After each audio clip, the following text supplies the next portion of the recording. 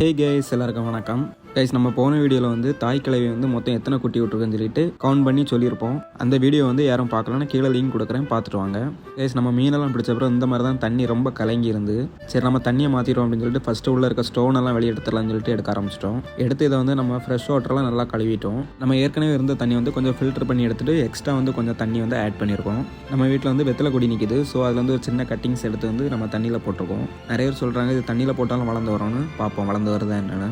அப்புறம் வந்து நம்ம குட்டி மீனை வந்து தண்ணிக்குள்ளே விட்டுட்டோம். நம்ம தண்ணி மாற்றின பிறகு எவ்வளோ அழகாக நீந்திட்டு இருக்காங்க பாருங்கள். அப்புறம் வந்து நம்ம பெரிய கப்பியை வந்து உள்ளே விட்டாச்சு.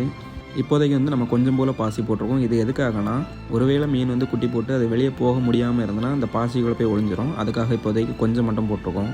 அப்புறம் வந்து நம்ம ஃபுட்டு போட்டோம், எல்லோரும் நல்லா சாப்பிட்டாங்க.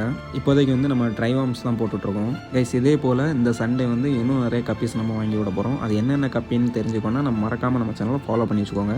ஓகே கைஸ், இந்த வீடியோ பிடிச்சிருந்தா லைக் பண்ணுங்கள், ஷேர் பண்ணுங்கள். மறக்காமல் நம்ம சேனலை ஃபாலோ பண்ணி வச்சுக்கோங்க. Tata, bye bye.